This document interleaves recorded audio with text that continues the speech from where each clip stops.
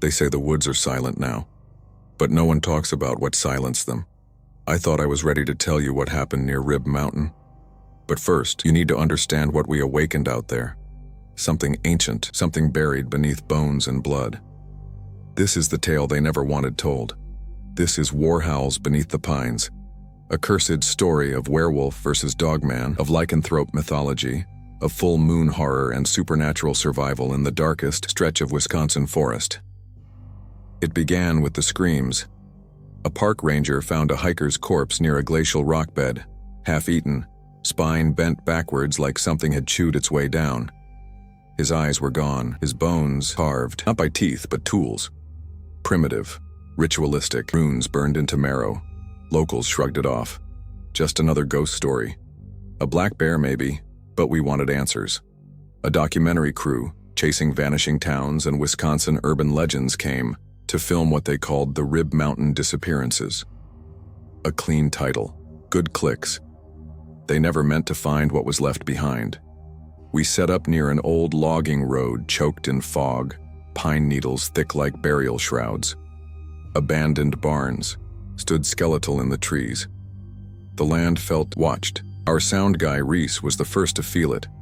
The audio's too layered, he said. I'm picking up howls, but they don't match.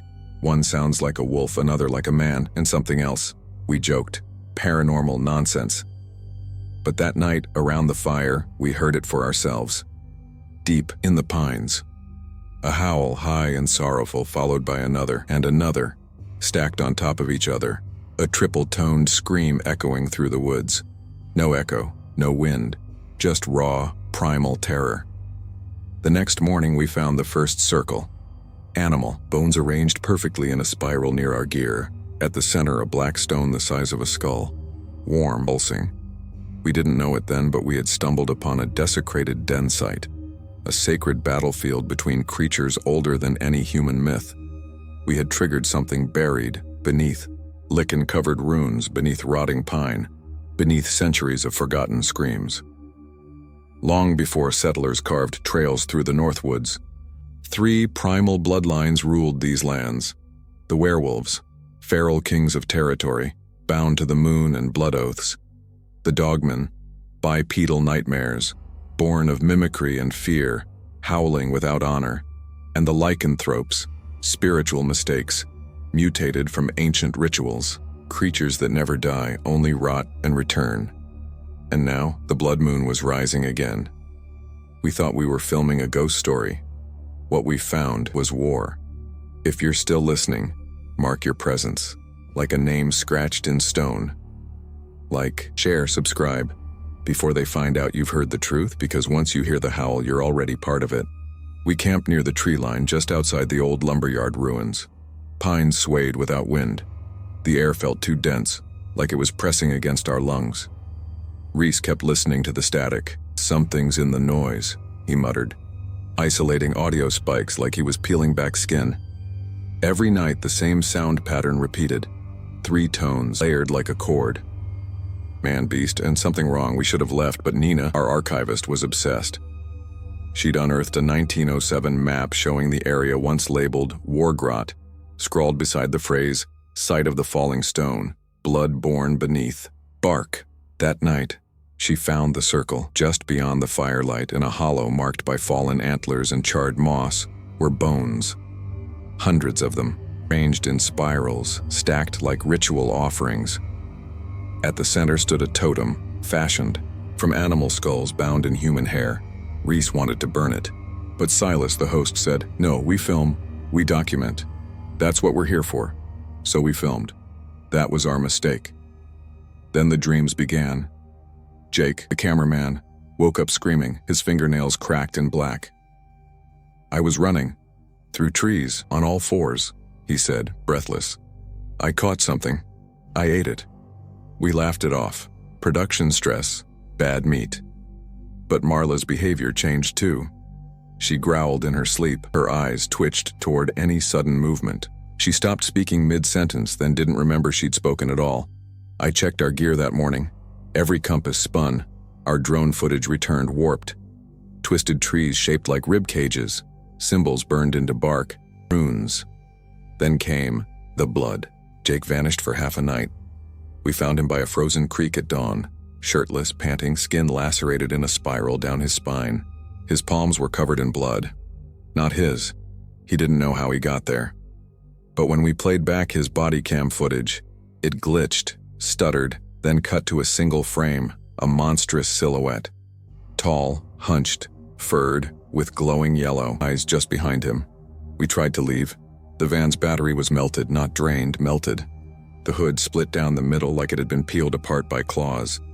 Nina started drawing symbols. She said they felt familiar. She'd never seen them before, but insisted they had meaning. And Silas kept whispering names in his sleep. Names of tribes long extinct. Names no one should know. The forest closed in. Fog moved against the wind. We couldn't find our way back to the logging road. Jake could smell something we couldn't. Marla flinched every time someone looked. At her too long. Nina didn't blink for hours. Something was changing us.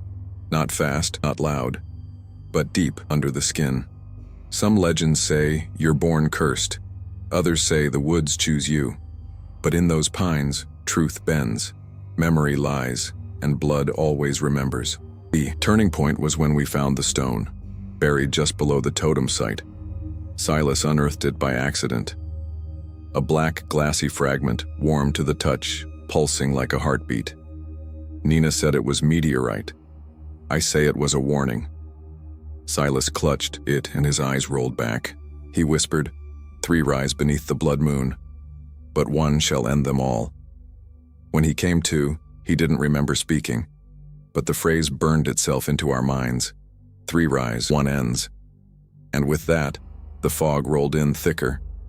The blood moon had not yet risen, but we had already begun to change. You don't notice the moment it starts. It's not like in the movies. No screams under a full moon.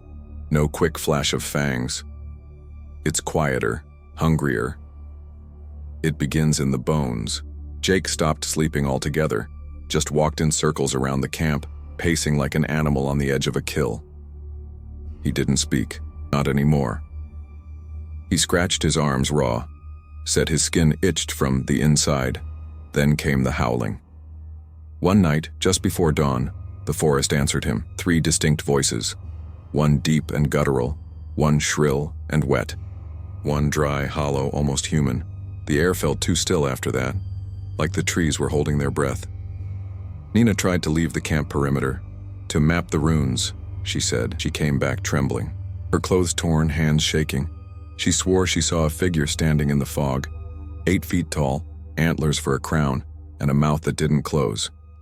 It wasn't watching me, she whispered. It was waiting. The next night, we marked Jake's. Fingernails fell out. Marla's gums bled black. Silas carved a rune into his chest without blinking. I tried to stop him. He looked at me like he didn't recognize my face. Said it had to be done. Said it was part of the Codex Ritus. He'd never seen that term before.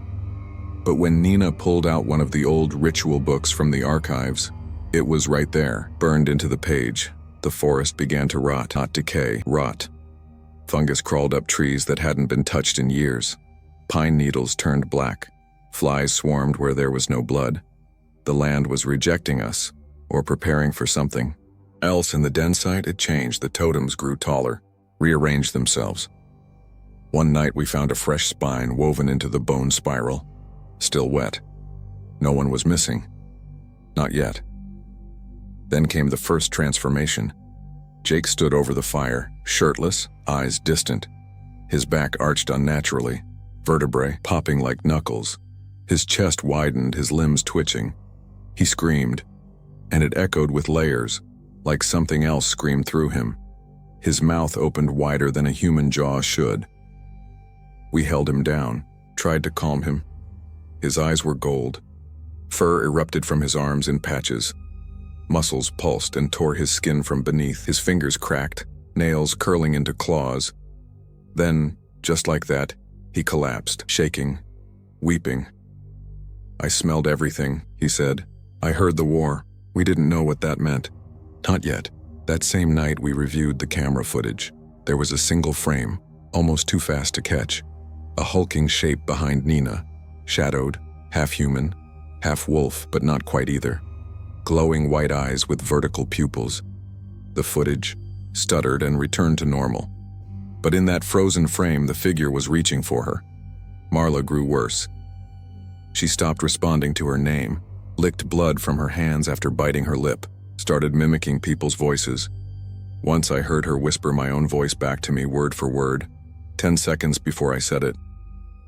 I called her name. She looked up. Her face was wrong.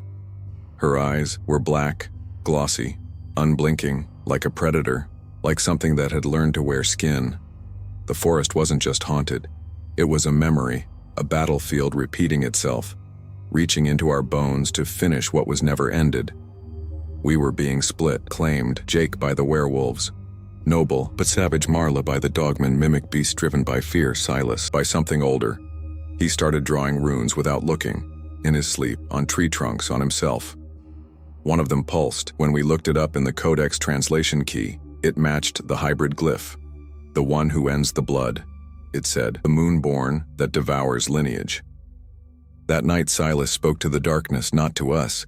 He whispered, if you've followed the story this far and you've heard the howl too, leave a mark, a sign, before they erase it again. Like, share, comment, while you still remember how. The next morning the woods had changed again, trees in different places, moss that hadn't been there the day before, and claw marks, massive, vertical, slashed across our tents. But no creature, only breath, behind our backs. You ever watch someone forget who they are while still wearing their own skin? That's what happened to Silas. He stood at the edge of the black pool, water still as glass, reflecting nothing but moonlight. He was humming a song none of us knew. That's when Nina found it. A final page tucked inside the codex, glued shut by time. When she pried it open, the ink bled red.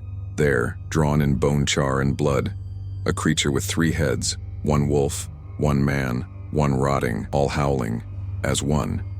Beneath it, a phrase etched like a scar, the hybrid shall rise from cursed convergence, a vessel of war, a grave for gods. We were too late to stop him. Silas dipped his hand into the pool. It didn't ripple. Instead, the runes across his body lit up, glowing faint blue, like moonlight through stained glass. His veins turned black. His pupils vanished. He whispered, again, I see the first war, the pact broken, the blood unbound. Then he screamed, not like a man, like something remembering pain it never lived. Jake and Marla tried to pull him back, but both were thrown backwards by an invisible force. The trees bent inward, the ground trembled. Silas stood in the center, glowing, twitching, possessed. Nina sobbed, begging him to let go. He looked at her like she was dust, and he spoke 3 words.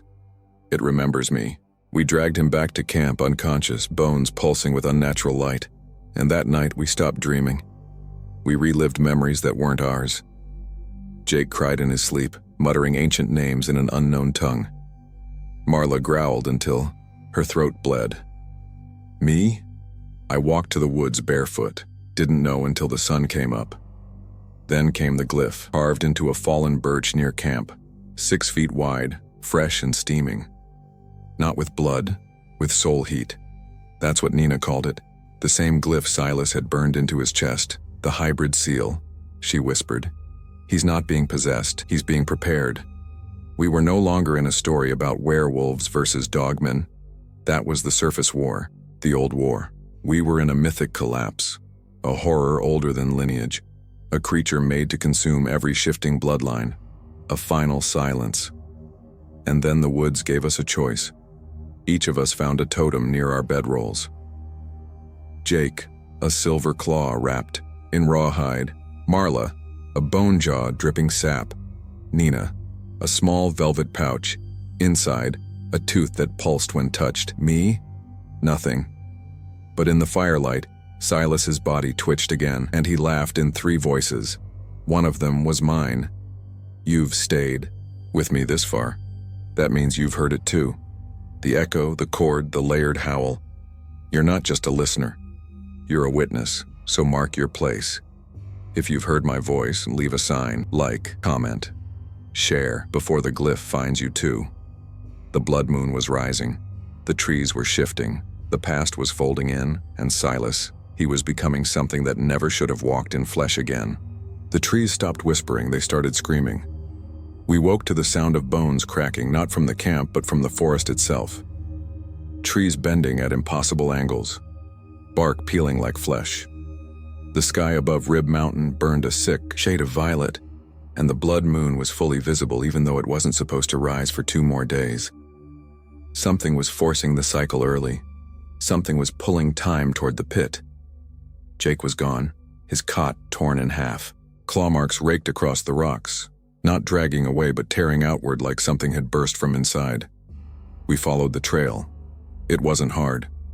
The ground was shredded. What we found chilled us to the bone. An old logging barn stood at the forest edge, long abandoned, overrun by vines and rot. Inside, we found blood, a trail of it leading to the rafters. And then we saw Jake, or what was left of him. His body twitched in shadow, furred and massive, hanging from the beams by clawed hands. His eyes glowed gold in the dark. He leapt down with a roar, but stopped, mid-motion, frozen, his human face flickering beneath the beast as if the transformation hadn't finished. "They're coming," he growled. "The dogmen know I changed. I broke the code." Then he collapsed, coughing blood. "Marla's not Marla anymore." We ran, but Marla was already waiting. Her posture was wrong. Spine bowed backward, mouth too wide, knees bending in the wrong direction. She smiled. Her tongue was too long. "He was supposed to be mine," she said in a voice that was almost hers. "But now I'll have to chew the curse out of you." She attacked. Jake fought her, beast on beast, claw and fang, while we fled, screaming. Stumbling into the fog, we found Silas in the crater. Nina and I, panting, shaking, covered in someone's blood. He stood barefoot on the howl stone, arms outstretched. The sky rippled above him like a punctured veil. All around us, the earth cracked, and from it rose creatures with antlers, bone armor, and eyes like milky moons. The lycanthropes, silent, decayed, moving like shadows that remembered being flesh. They didn't attack. They knelt to him. Nina screamed, ran, disappeared into the trees. I stayed. I had to see what he would become. Silas turned slowly. His skin was gray, fur growing along his arms in symmetrical patterns. Antlers jutted from his skull, but they were new, bleeding. His voice was threefold, his breath fogged black. "I remember the first blood," he said. "The pact, the betrayal, the curse split 3 ways, and now, I am the echo." The crater glowed blue. The howl stone cracked open. From within came a second pulse, like a heart the size of a wolf skull wrapped in bone and runes. Silas reached for it, and the factions arrived. From the trees to the east came Jake, half transformed, leading 4 massive werewolves howling in rhythm. From the west, Marla, no longer human, flanked by stalking dogmen, eyes glowing, mouths foaming, claws twitching like they couldn't wait to rend. And from the broken ground rose the lycanthropes, dragging chains bearing centuries of rot and ritual scars, all of them surrounding Silas. And he smiled. The war had started long before us, but we were its final battlefield. And Silas, he was no longer caught between the bloodlines. He was the grave where they would all be buried. You think you've seen a war? You haven't seen a war until the earth bleeds, until the trees burn without fire, until the sky breaks and something howls through the cracks of time. This wasn't a fight, it was a reckoning.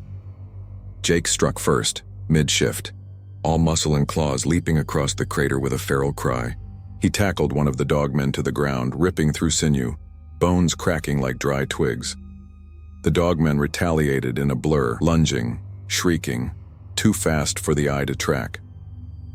2 wolves went down beneath them, torn apart in seconds. From behind, the lycanthropes moved, not charging but marching like they were enacting a rite. Every step a memory, every swing of their jagged limbs a curse. The crater erupted into chaos. I ran for cover behind a fallen pine, barely breathing. The stench of wet fur and blood soaked the air.